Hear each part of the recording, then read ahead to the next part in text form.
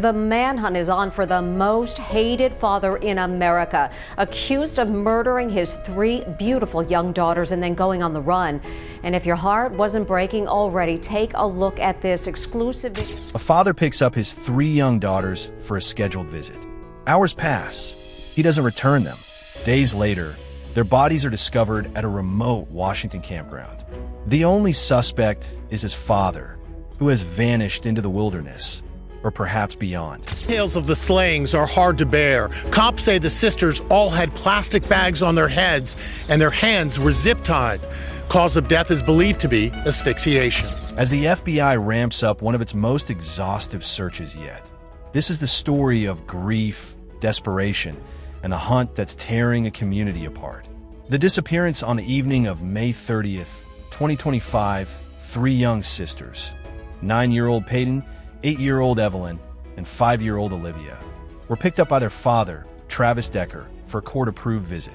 Their mother waited, concerned, as the agreed-upon return time passed.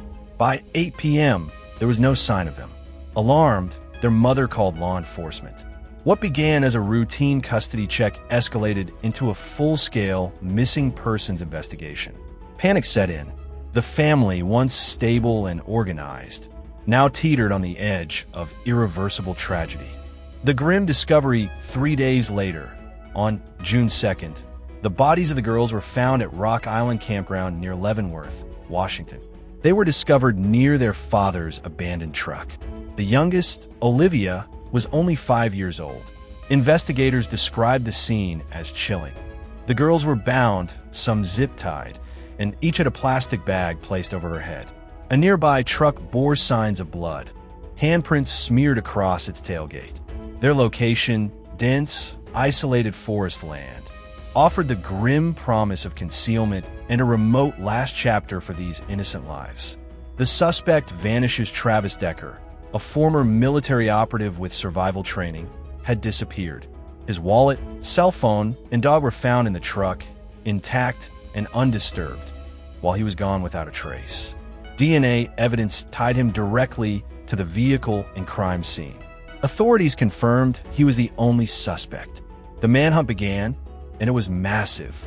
Agencies joined forces. There are few words more sobering than FBI-led manhunt. Local agencies were joined quickly by federal partners. The U.S. Marshal Service placed a reward, $20,000, for information leading to Decker's arrest. Homeland Security, state troopers, the Department of Corrections, and marshals converged. Their mission: scour dense woods, close off trailheads, and search with the intensity usually reserved for national security threats. No lead would go unchecked, no inch unsearched. The terrain and the challenges. This wasn't a crime scene near the city. It was wilderness. Steep hills, dense underbrush, low cell reception, and rough terrain offered both cover and danger. The man they hunted knew how to survive. He had the opportunity to thrive off the grid. In this environment, searchers could walk a few feet down a trail and miss the clearest sign of human presence. It wasn't just footwork. It demanded technology, heat-seeking drones, dogs, experts in wilderness tracking, and a faith that the search would not end until closure came. Renewed search and discovery of bones months later. In late August, the FBI conducted a 2-day grid search in the area, 247 acres of dense forest, with nearly 100 agents involved. They closed campgrounds and trails to the public to facilitate search operations.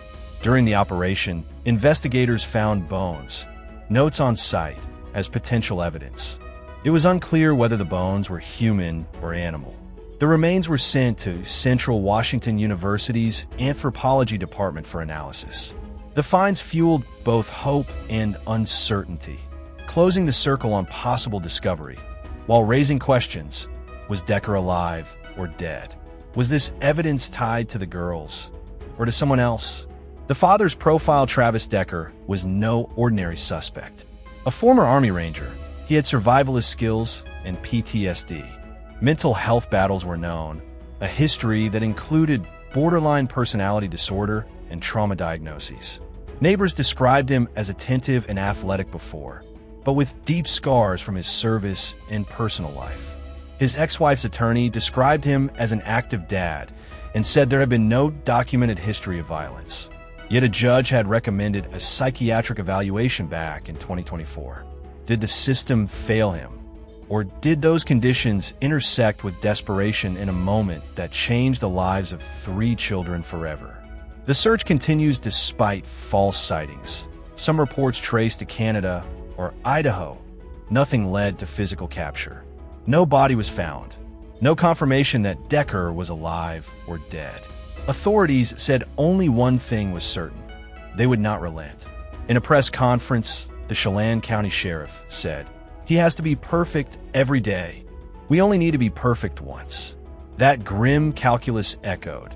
A survivalist in the woods versus trained law enforcement in relentless pursuit. The community in ruins. Meanwhile, back in the community, grief turned into grief rituals. Memorials appeared. A mother looked at custody photos in disbelief.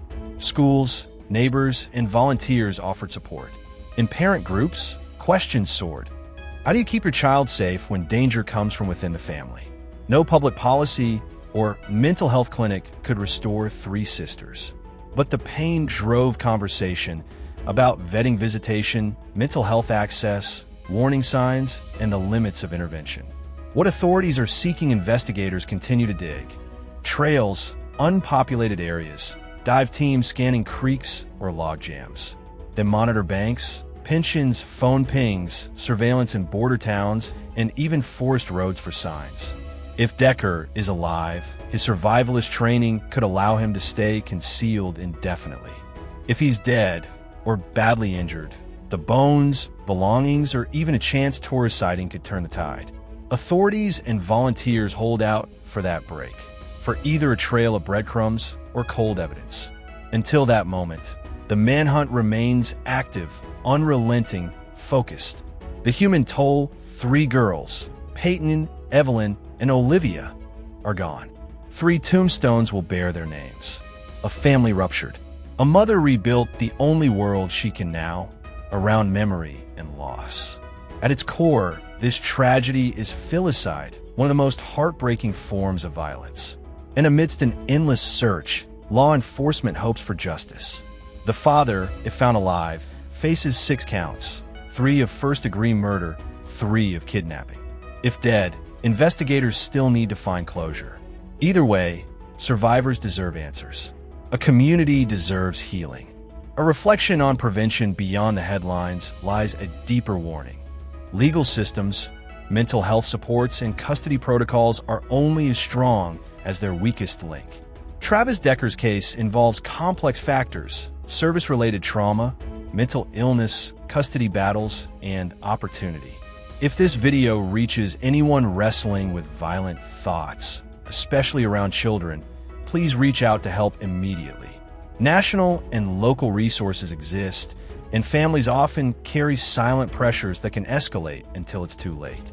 Prevention requires early intervention, mental health access, and community vigilance, with empathy but also boundaries.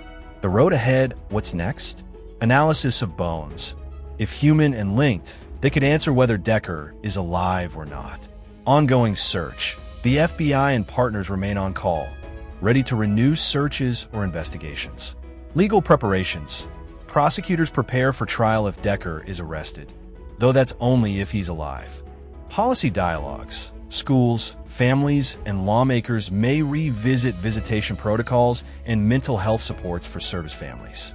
But above all, the memory of 3 beautiful young sisters deserves to be central.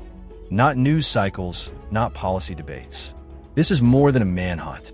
It's a community's heart torn open, a nation's capacity to find one man or figure out what happened to him. The FBI pursues, volunteers wait, and a mother prays that answers may come. For closure, for justice, for peace. When the hunt ends, may it be with names remembered with love and justice delivered. These girls didn't survive, but their story can still stand for change, for better protections, and for a world where children are safe, even in darkness.